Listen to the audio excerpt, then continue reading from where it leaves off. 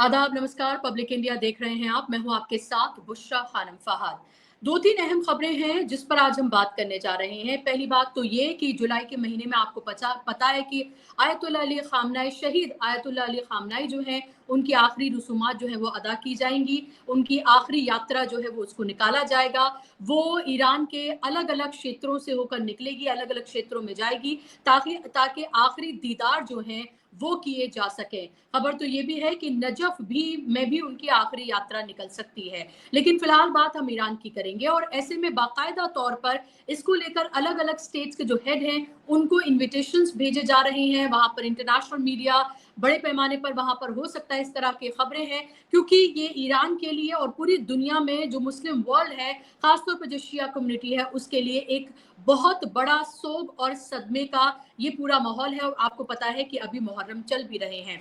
इस सबके बीच खबर ये आई है कि पिज़िश्कियान जो हैं, जो प्रेसिडेंट है, उनकी तरफ से नरेंद्र मोदी को, जो विदेश मंत्रालय है, उसको चिट्ठी लिखी गई, इनविटेशन दिया गया है और नरेंद्र मोदी को उसमें इनवाइट किया गया है। सवाल ये है कि ऐसे वक्त में जब पूरी तौर पर हमारी जो विदेश नीति है वो इजराइल और प्रो अमेरिका, प्रो इजराइल नजर आ रही है, पूरी तरीके से उधर टिल्टेड है। ऐसे में क्या नरेंद्र मोदी ईरान की तरफ जाएंगे या ईरान जाएंगे? और फिर ये भी सवाल है कि आखिर किस मुंह से वो वहां पर जाएंगे। ये वो जा सकते हैं या फिर हो सकता है कि वो खुद ना जाएं, लेकिन कोई ना कोई तो वो हिंदुस्तान से ईरान जाएगा ही जाएगा। इस तरह से इसको देखा जा रहा है। लेकिन इंपॉर्टेंट रहेगा ये देखना कि जब इनविटेशन भेजा गया है, बड़ा दिल दिखाकर ईरान अपनी तरफ से जो कुछ कर रहा है, उसमें क्या रिश्ते सुधारने के लिए भारत अपनी तरफ से भी कदम उठा सकता है? क्योंकि अब आप ये देखिए कि सैंक्शंस लिफ्ट हो गए हैं ईरान की तरफ से।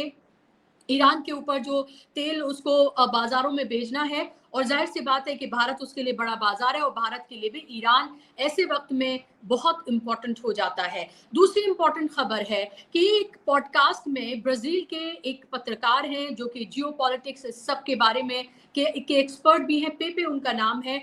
उन्होंने एक पॉडकास्ट में कहा है, काफी मशहूर पॉडकास्ट है, जिसमें उन्होंने कहा है कि जब जिनेवा में, स्विट्जरलैंड में जब डेलीगेशन गया हुआ था, जिसमें ईरान से भी और इसके साथ साथ पाकिस्तान से भी जो डेलीगेशन गया था, नेगोशिएशन और सिग्नेचर और सब के लिए, तो इजराइल की तरफ से मुसाद जो है वो पूरी तरीके से ये प्लानिंग कर रहा था कि कैसे इस डेलीगेशन को निशाना बनाया जाए। पूरी तरीके से हत्या की प्लानिंग थी, ये उनका दावा है। और उन्होंने कहा कि मेरे पुख्ता सूत्र ये बताते हैं। उसके बाद ये खबर की फिर जो पाकिस्तान है उसने कतर से बात की और कतर से ये मैसेज दिलवाया कि अगर ऐसी कोई हिमाकत करने की कोशिश इजराइल करेगा तो इजराइल को उसके नक्शे से मिटा दिया जाएगा। क्योंकि आपको नहीं भूलना चाहिए कि पाकिस्तान एक न्यूक्लियर पावर है, अकेला वो मुस्लिम कंट्री है जो न्यूक्लियर पावर है। तो सवाल ये उठ रहा है कि क्या अब ईरान से जिस तरह की हार उसके हाथ लगी है, बेइज्जत हुआ है इजराइल और अमेरिका, क्या वो अब जॉर्डन, इजिप्ट और पाकिस्तान की तरफ क्या वो अपना रुख मोड़ रहा है? अगर ऐसा होता है तो ये बहुत इंपॉर्टेंट है और ये बड़ा डेवलपमेंट है। इसी पर आज हम चर्चा करेंगे, इसी पर बात करेंगे, ईरान पर भी बात करेंगे कि जो पूरी डील और ये सब कुछ हो रही है किस तरफ जाती हुई नजर आ रही है, क्योंकि इजराइल अपनी हरकतों से बाज नहीं आ रहा। लेबनान में भी अभी भी लगातार वो बमबारी कर रहा है, हमले कर रहा है। मेरे साथ वॉर हिस्टोरियन, वेस्ट एशिया मामलों के जानकार अमरीश मिश्रा जी मेरे साथ जुड़ गए। अमरीश जी, बहुत बहुत स्वागत आपका कार्यक्रम में। Thank you. सबसे पहले अमरीश जी मैं आऊंगी, जो नरेंद्र मोदी को जो इनविटेशन दिया गया है, हालांकि कुछ जगह पर ये कहा गया है कि अभी इसकी पुष्टि नहीं है, लेकिन मैं कई जो इंडियन वेबसाइट्स हैं, न्यूज पोर्टल्स हैं, उन सब पर मैं देख रही हूँ कि बाकायदा तौर पर ईरान की तरफ से कंफर्म किया गया है कि उन्होंने ये इनविटेशन भेजा है, विदेश मंत्रालय को भेजा गया है और नरेंद्र मोदी को इनवाइट किया गया है। क्या आपको लगता है नरेंद्र मोदी जाएंगे? और अगर जाएंगे तो फिर इसराइल और अमेरिका के लिए, खासतौर पर इसराइल के लिए, किस तरह का मैसेज होगा? देखिए बुशरा जी, क्या है अभी जो माहौल है उसमें इनविटेशन ईरान भेज सकता है, लेकिन अभी नरेंद्र मोदी जाएंगे कि नहीं जाएंगे उसके पहले ये सवाल है कि इनविटेशन को एक्नॉलेज ऑफिशियली इंडियन गवर्नमेंट ने किया है कि मुझे अभी तक ये कहीं दिखा नहीं है कि ऑफिशियली इनविटेशन को एक्नॉलेज किया। अब जो ईरान के प्रेसिडेंट हैं पेजेश्कियान, उनकी यहाँ के प्रधानमंत्री नरेंद्र मोदी से बातचीत भी बीच में जंग के दौरान हुई थी, जब सीज फायर हुआ उसके बाद भी एक दो बार बातचीत हुई थी, ये बात सच है। देख, और वो भेज सकते हैं भाई, एज प्रेसिडेंट वो ऑथराइज्ड है भेजने के लिए।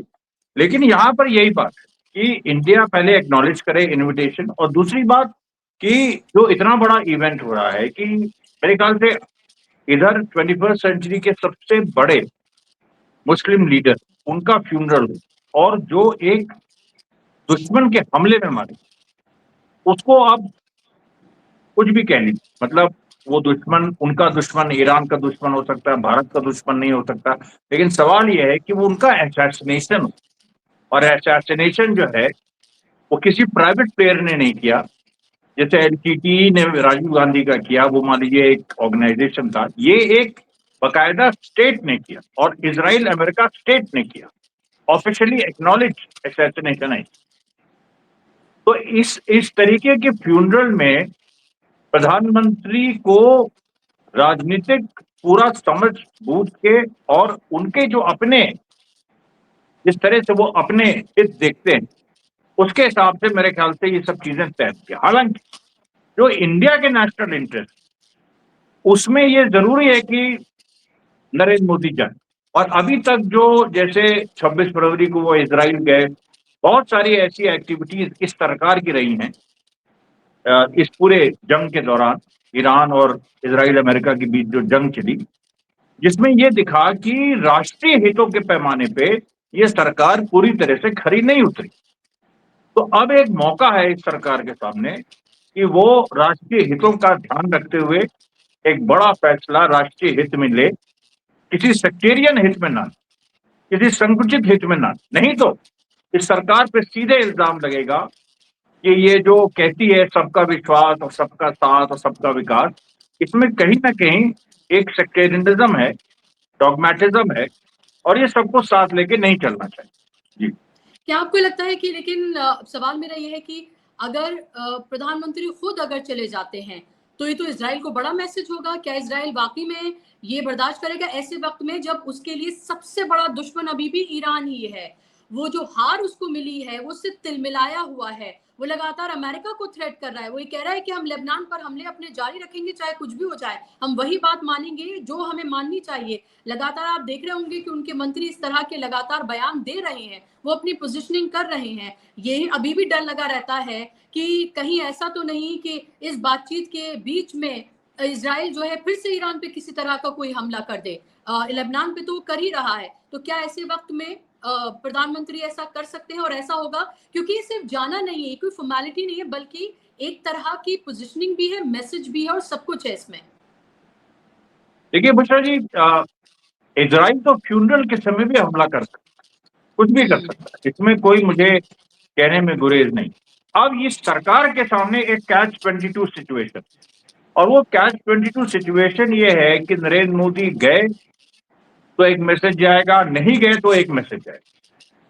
और इस समय दुनिया बॉइलिंग पॉइंट पे है, और जैसा कि समझ में आ रहा है कि शिया और सुन्नी सारे देश एक हो गए हैं, जो कि पाकिस्तान कतर के मीडिएशन से लग गया।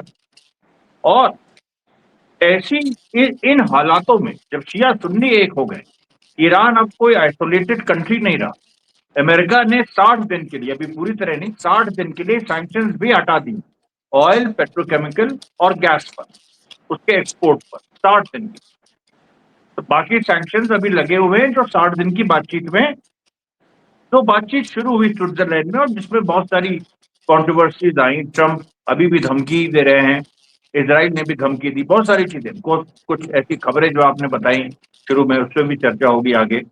तो अभी देखिए, भारत की सरकार को मैं फिर वही बात कह रहा हूँ कि इस समय अपनी अपनी विचारधारा या अपनी कुछ इस तरह की सोच के तहत नहीं चलना चाहिए। देश के हित में क्या है, सबके ऊपर उठ के देश के बारे में सोचना चाहिए। प्रधानमंत्री को कड़ा फैसला लेना चाहिए, जिसके बारे में वो कहते हैं कि मैं कड़े फैसले लेता हूं, तो ये एक वक्त है कड़े फैसले का।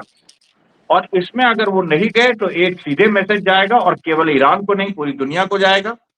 और अगर वो गए तो फिर दूसरा मैसेज जाएगा, वो भी केवल ईरान को नहीं बल्कि इजराइल अमेरिका को भी दूसरा मैसेज जाएगा। ये जी, बिल्कुल, इम्पोर्टेंट बात आप कह रहे हैं। अब मैं आऊँगी जो ये जो पॉडकास्ट में जो ये क्लेम किया गया है, जो पेपे हैं वो ये क्लेम कर रहे हैं ये तो बहुत बड़ी बात है। ये तो अगर वाकई में इसमें कुछ भी सच्चाई है तो आप ये सोचिए, ये एक ऐसा कंट्री है जो 24/7 वॉर चाहता है। वो किसी भी तरीके से बस वॉर चाहता है। क्या आपको लग रहा है कि ईरान से अब क्या उसकी मिसाइलें जो है वो इधर शिफ्ट होने जा रही हैं? क्या ऐसी हिमाकत कर सकता है? क्योंकि पाकिस्तान जैसा देश, जो पाकिस्तान तो न्यूक्लियर पावर है, अकेला मुस्लिम कंट्री है जो न्यूक्लियर पावर है, अगर उस तरह से देखा जाए। हमारा पड़ोसी है यहाँ हिंदुस्तान में, अभी फिलहाल की जो गवर्नमेंट है उस सब में उसे दुश्मन देश और अलग अलग नामों से पुकारा जाता है। लेकिन हम दूसरे पर्सपेक्टिव में अभी बात कर रहे हैं। जो दावा किया गया उस दावे को आप कैसे देख रहे हैं? और फिर कतर के जरिए जो मैसेज भिजवाया गया है, क्या वाकई में इजराइल डर गया उससे? नहीं, देखिए, इसमें दो बातें। ये जो क्लेम है कि स्विट्जरलैंड में जो अभी बातचीत हुई जिसमें जेडी वैंस आए थे और जिसमें पाकिस्तान का डेलीगेशन गया था, कतर का डेलीगेशन गया था और ईरान की तरफ से अब्बास अराक्ची फॉरेन मिनिस्टर और गालिबा जो पार्लियामेंट के स्पीकर हैं, वो दोनों गए।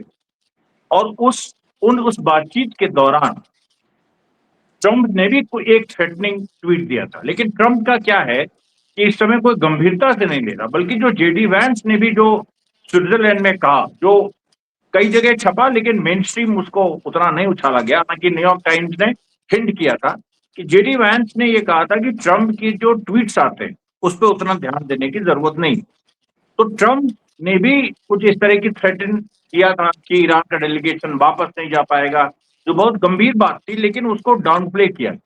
अब जो ये बात आ रही इजराइल, तो ये अभी प्रूवन तो है नहीं। पाकिस्तान के कुछ जर्नलिस्ट ने कहा है कि ये ऐसी कोई बात नहीं है, लेकिन वो पाकिस्तान के जर्नलिस्ट वो किस खेमे के हैं ये अभी हमको नहीं पता है, क्योंकि पाकिस्तान में भी एक प्रो अमेरिकन और जहां प्रो अमेरिकन बात है वहां प्रो इजराइल ना हो, ऐसा मान नहीं सकते हैं।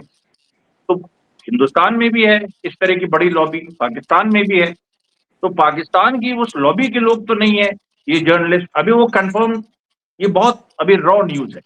तो इसलिए इसके बारे में कुछ बिल्कुल स्पेसिफिकली कहना और कॉन्फिडेंस से कहना इस समय गलत हो जाएगा। लेकिन इजराइल कुछ ना कुछ बड़ा करना चाह रहा है, और वो बड़ा देखिए उसको, क्योंकि अगर वो ईरान पे अब मारेगा तो वहां पर ट्रंप ने 2 बार अपनी नाराजगी जता दी है, और तीसरी बार भी ट्रंप एक ऐसी पोजीशन में फंस गए हैं ईरान को लेके, क्योंकि ईरान को लेके अमेरिका का मैंने और जगह भी कहा है कि बात केवल ट्रंप वर्सेस ईरान नहीं रह गई।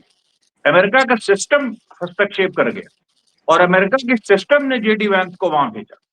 ट्रंप एक एक वो प्रेसिडेंट है, वो रेलिवेंट है, वो जो कहते हैं वो इंपॉर्टेंट है, लेकिन अमेरिका का सिस्टम ट्रंप से बड़ा, और कल को ट्रंप रहेंगे नहीं तो दूसरा कोई प्रेसिडेंट रहेगा, लेकिन सिस्टम चलेगा। तो ये जो पूरी एक एमओयू हुआ है ये बड़ी बात है। कभी भी अमेरिका ने ऐसा एमओयू किसी देश के साथ साइन नहीं किया, वो भी वर्साइल में, जहां फर्स्ट वर्ल्ड वॉर के समय जर्मनी ने सरेंडर के डॉक्यूमेंट साइन किए थे।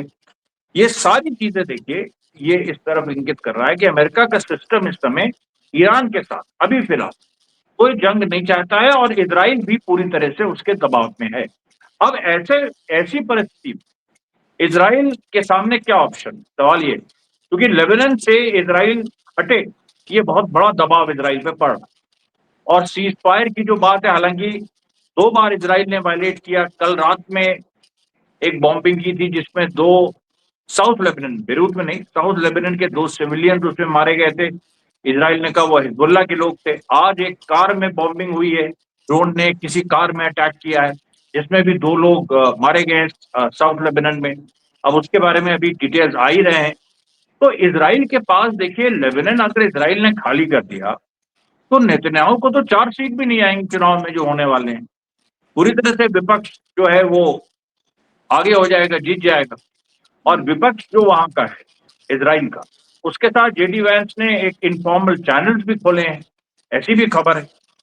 तो इजराइल अब क्या करेगा? तो इजराइल में देखिए वो बात एक आती है कि जब नरेंद्र मोदी भी गए थे तब भी नेतन्याहू ने हिंट किया था, और उसके पहले तो बहुत डिटेल में ट्रंप के सामने नेतन्याहू ने कहा था कि ये शिया और सुन्नी ट्रायंगल ये दोनों हैं, और शिया ट्रायंगल जो ईरान लीड करता है और जिसमें ईरान की उनके हिसाब से प्रॉक्सी फोर्सेज हैं, हिजबुल्ला, यमन, हमास, इस तरह की प्रॉक्सी फोर्सेज हैं। उसको था और फिर उन्होंने कहा था कि जो सुन्नी एक्सेस है उसमें टर्की, कतर और पाकिस्तान, ये तीन उसमें मेन, सऊदी अरेबिया का भी उस तरह से नाम नहीं लेते, ये तीन नाम। तो अब ये जो तीन देश हैं और इसको लेके अर्दोगन भी, अभी देखिए कल उनका बयान आया कि इजराइल पूरी कोशिश कर रहा है कि ईरान और अमेरिका के बीच जो अंडरस्टैंडिंग हुई है वो किसी भी तरह से टूट जाए, ये अर्दोगन ने कहा। और अर्दोगन इजराइल पे गाहे बगाहे हमला करते करते आ रहे। दूसरी बात, अब जो एक बड़ा इश्यू आएगा, अगर लेबनान से भी इजराइल विड्रॉ करता है, जो उसे करना पड़ेगा मुझे लगता है, या काफी हद तक धीरे धीरे करेगा, जैसे 60 दिन की बातचीत आगे बढ़ेगी वैसे वैसे इजराइल को विड्रॉ करना पड़ेगा, तो फिर गाजा का सवाल आ जाता है। क्योंकि ये देखिए, ईरान में एक टेम्पररी अंडरस्टैंडिंग है, लेबनान में भी एक, चलिए टेम्पररी मान लेते हैं, एक सीज फायर हो रहा है। गाजा में क्या, गाजा की स्थिति अभी भी बनी हुई है, क्योंकि जो ट्रंप का ट्रूस प्लान था, जिसके तहत 11 अक्टूबर 2025 को बाकायदा सीज फायर हुआ था, वो सीज फायर अभी कायम। लेकिन इजराइल ने उसके बाद 25 अक्टूबर 11 अक्टूबर 2025 के बाद 1000 से ऊपर फिलिस्तीनी सिविलियंस की हत्याएं की हैं, लगातार बॉम्बिंग कर रहा है, हमास के लीडर्स को असैसिनेट किया है, बड़े बड़े लीडर्स को। लेकिन दूसरी तरफ जो इस्माइल कानी है, जो ईरान की कुद्स फोर्स के इस समय कमांडर हैं, और कुद्स फोर्स वही है जिसके कमांडर कासिम सुलेमानी थे, और कुद्स फोर्स सारे इंटरनेशनल फोर्सेस को संभालती है, यानी हिजबुल्ला को, हमास को, यमन को, सीरियन रेजिस्टेंस को और इराकी रेजिस्टेंस, इन सबको भी संभालती है। अच्छा, एक चीज और हुई है, बहुत कोशिश की ट्रंप और इजराइल ने कि अल शरा जुलानी, जो कि उन्हीं के द्वारा बैठाया गया है वहां पर सीरिया में, वो लेबनान पे हमला। लेकिन बड़ा ये इंटरेस्टिंग रहा कि अल शरा अभी तक मना कर, उनका ये कहना है कि हम अभी हिजबुल्ला से हमारा झगड़ा रहा है। सीरियन सिविल वॉर के समय जब असद थे तो हिजबुल्ला ने असद का साथ दिया था, वो एक झगड़ा है हिजबुल्ला, लेकिन हम लेबनान में अपने फाइटर्स भेजें ये संभव, ये बात उन्होंने सीधे कह दिया। और ये मेरे ख्याल से सुन्नी, जो जिस एक्सेस की बात नेतन्याहू कह रहे हैं, मैं उसको कोई सुन्नी एक्सेस, क्योंकि उन्होंने ये कहा था कि 2 एक्सेस ऑफ ईवल है, सुन्नी और शिया, तो मैं उसको कोई ईवल नहीं मानता। लेकिन जो सुन्नी फोर्सेस का एक अपना, जो उस रीजन के सुन्नी फोर्सेस है, उनका प्रेशर भी कहीं ना कहीं जुलानी पर, टर्की का तो सीधे सीधे। जी, क्या आपको ये भी लग रहा है अमरीश जी की जो ये लगातार बात होती रहती है कि सुन्नी नेटो, क्या आपको लग रहा है कि उस तरफ ये जा रही हैं चीजें? क्योंकि हम ये देख रहे हैं तो शिया सुन्नी की खाई पूरी तरीके से मिटती हुई, खत्म होती हुई नजर आ रही है। ये भी तय हो गया है कि इस जंग के जीतने के बाद और जिस तरह से जिन शर्तों पर एमओयू साइन हुआ है, ईरान डाउटली हम देखें कि इस पूरी जीसीसी का एक तरह से सबसे मजबूत कंट्री हो गया। अब उसके ऊपर से सैंक्शंस हट गए हैं, उसको जो उसकी फ्रीज एसेट्स हैं वो सब मिलेंगी, जो उसका नुकसान हुआ है उसकी भरपाई होगी। तो जाहिर सी बात है, कहा जा रहा है कि ईरान अब पहले से कहीं ज्यादा इस जंग के बाद और मालामाल होने जा रहा है। सवाल मेरा यह है कि क्या जॉर्डन, सऊदी अरब और इसके साथ साथ इजिप्ट, ये क्या अपना कोई नेटो या अपना कोई ग्रुप या कुछ ऐसे क्रिएट कर सकते हैं ऐसे वक्त में जब उनको ये पता है कि इजराइल कभी भी इन कंट्रीज को भी निशाना बना सकता है और उन्हें भी ईरान की तरह उतना ही मजबूत और तैयार रहने की जरूरत है? क्योंकि एक बार नहीं, कई बार इजराइल की तरफ से, खासतौर पर जॉर्डन और इजिप्ट के लिए तो ये कहा ही गया है। नहीं, देखिए, जॉर्डन में तो एक बात है कि वो उसको बहुत प्रो इजरायली माना जाता है, जैसे यूएई को माना जाता है।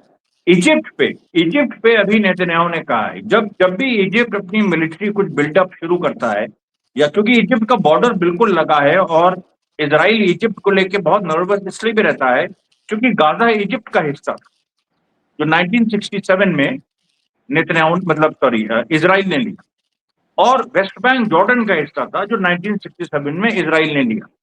और यूएनओ में अभी भी ये दोनों ऑक्यूपाइड टेरिटरीज, यूएनओ में ये इजराइल का हिस्सा नहीं, और इसीलिए यूएनओ में जो फिलिस्तीन राष्ट्र है उसको मान्यता प्राप्त है। वो भौगोलिक रूप से नहीं बना है, लेकिन फिर भी उसको एक ऑब्जर्वर की स्टेटस यूएनओ में मिली हुई है। तो इजिप्ट को लेके नेतन्याहू बार बार बयान देता रहता है। और वहां पर टर्की ने भी इस तरह की बातें कही हैं, तो टर्की को लेके भी तो सुन्नी नेटो की बात तो सबसे पहले इजराइल ने ही कही।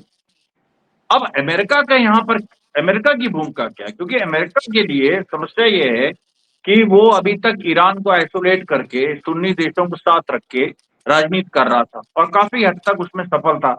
लेकिन ईरान ने 7 अक्टूबर 2023 के बाद जो हुआ और उसमें फिलिस्तीनियों का सपोर्ट करके और फिर शिया हिजबुल्लाह ने जो लगातार अपने इतने बड़े नुकसान सह के अपने चीफ को खो के सैयद नसरुल्लाह को खो के शिया हिजबुल्लाह जो कि डायरेक्ट ईरान का सो कॉल्ड प्रॉक्सी माना जाता है, उसने जिस तरीके से सुन्नी हमास का साथ दिया, इससे पूरा जो एक परसेप्शन है वो बदल गया कि इतनी बड़ी कुर्बानियां सबने दी और फिर अल्टीमेटली ईरान के सुप्रीम लीडर शहीद हो गए। और उसको कहा यही जाएगा कि फिलिस्तीन के मसले से वो शुरू हुआ था। अगर 7 अक्टूबर 2023 ना होता तो इमाम खान में शायद आज जिंदा हो। तो उन्होंने एक तरह से अपने को सेक्रीफाइस किया फिलिस्तीन के लिए। अब ऐसी स्थिति में सुन्नी देश भी जगे और सुन्नी देश जो इजराइल के चारों तरफ घूम रहे थे, और भी बहुत सारे, खासतौर पे जो कतर पे बॉम्बिंग की इजराइल ने, जिसमें तमाम जो लीडर्स थे इस्माइल हानिया के बाद, खासतौर पे खलील हैया, उनको मारने की कोशिश की, खालिद मिसाल को मारने की कोशिश की, जो पूरा बड़ा इंसिडेंट हुआ था और जिसके बाद ट्रंप ने फिर ट्रूथ करवाया 11 अक्टूबर 2025 का। तो वो बहुत सारी ऐसी चीजें हैं जिनसे सुन्नी देश नाराज हैं और वो कभी भी ऐसी स्थिति अगर जैसे लेबनान से इजराइल अपनी फोर्सेस शिफ्ट करती है तो हो सकता है कि वो वेस्ट बैंक को एनेक्स करने की तरफ बढ़े और गाजा में और जुल्म बढ़े और गाजा में भी कुछ इस तरह की कार्रवाई करने की तरफ बढ़े। जो स्मोत्रिच और बेन गिविर, उनका जो धुर दक्षिणपंथी हिस्सा है, वो कहता रहता है इसके बारे में कि वेस्ट बैंक को एनेक्स करो और गाजा में भी कुछ ऐसे ही कोई कार्रवाई करो। वैसी स्थिति में सुन्नी मुल्कों की मजबूरी हो जाएगी कि वो कोई सैन्य हस्तक्षेप करे। अगर उन्होंने नहीं किया तो सुन्नी मुल्कों की साख खत्म हो जाएगी। वो तो तो हो ही इसलिए गई देखिए, है अमरीश जी।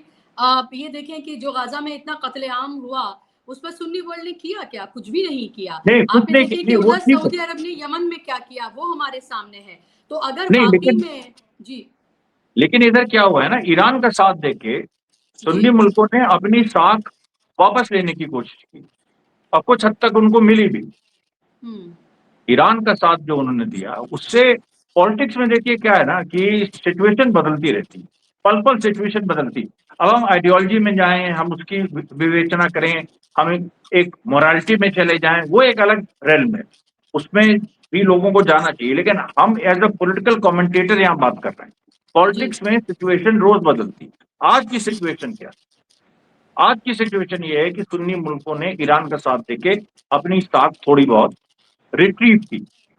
और अब अगर ऐसी स्थिति बनती कि ईरान की इतनी बड़ी कुर्बानियों के बाद ईरान ने खुद भी अमेरिका को झुका दिया, लेबनान में इजराइल को झुका दिया, और अब अगर गाजा और वेस्ट बैंक पे जुल्म और बढ़ता है और वेस्ट बैंक एनेक्स हो जाता, कुछ इस तरह की चीज होती, या गाजा में भी एनेक्सेशन की बात हो रही है, या इजराइल कह रहा है कि हम 60% 50% काबिज हैं गाजा पे, अभी हमारी फौजें हैं वहां और हम और ज्यादा 80% कर लेंगे, कुछ भी इस तरह का हो सकता है, तब फिर एक बहुत बड़ा टेस्ट है। तब क्या होगा?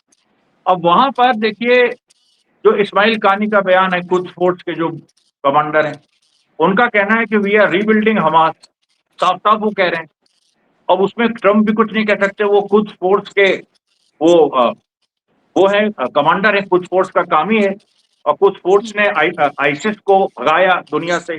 अमेरिका उस समय कुछ फोर्स के साथ था जब आईसिस के खिलाफ जंग हुई थी 2000, उसमें कासिम सुलेमानी लीडर थे। फिर उन्हीं कासिम सुलेमानी को ट्रंप ने असैसिनेट भी करवाया, इसीलिए क्योंकि उनकी साथ बहुत बढ़ गई थी कि उन्होंने आईसिस को हराया। और अब इस्माइल कानी, तो ये देखिए पूरी बात एक इस समय चल रही है कि सुन्नी दुनिया भी एकदम, आप समझिए कि बिल्कुल नोक पे खड़ी है। और वहां पर इजराइल भी इस बात को समझ रहा है, इजराइल इस बात से डर भी रहा है कि ईरान का हस्तक्षेप तो चलिए हमास हिजबुल्लाह यमन तक सीमित था, अगर सुन्नी मुल्क आ गए, उनकी सेनाएं आ गई, तो ये फिर 1967 और 1973 ये नहीं होगा, ये कुछ नया हो। और इनका आदमी जो खास जुलानी है, अल-शरा, उसको भी इजराइल के खिलाफ मोर्चा खोलना पड़ सकता है। इतनी गंभीर बात। बहुत इंपॉर्टेंट बात कह रहे हैं आप। लास्ट मेरा बहुत संक्षेप में सवाल कि मैं देख रही थी कि एक सर्वे जो है वो इजराइल में किया गया है जिसमें बताया गया है कि 92% से भी ज़्यादा लोग ये मानते हैं कि ये वॉर जो है, इजराइल के लोग मानते हैं कि ये वॉर जो है वो ईरान ने जीती है और इसका भारी सिक्योरिटी के हवाले से जो नुकसान है वो इजराइल को भी हुआ है। और यही बात मैं देख रही थी कि एक्स जो आईडीएफ के शायद सोल्जर रहे हैं, वो किसी किसी प्रोग्राम में कोई बात कर रहा था और वो ये कह रहा था कि देखिए अमेरिका के बगैर जो है इजराइल कुछ नहीं कर सकता है, कोई जेट्स नहीं बना सकता, कुछ नहीं कर सकता है और जो कुछ अभी वो कोई भी मिलिटरीली जो भी कार्रवाई कर पा रहा है वो सिर्फ अमेरिका के बलबूते पर है। क्योंकि इसलिए ये बातें कही गई क्योंकि जिस तरह से इजराइल के जो मिनिस्टर्स हैं वो अमेरिका को भी धमकी देते हुए नजर आ रहे हैं और खुद डोनाल्ड ट्रंप ने कहा कि उनके बगैर इजराइल का कोई वजूद नहीं है। सवाल मेरा ये है लास्ट अब आपसे कि फिलहाल की अगर हम बात करते हैं स्ट्रेट ऑफ हॉर्मूज और इस सब को लेकर क्या आपको लग रहा है कि ईरान की आगे स्ट्रेटजी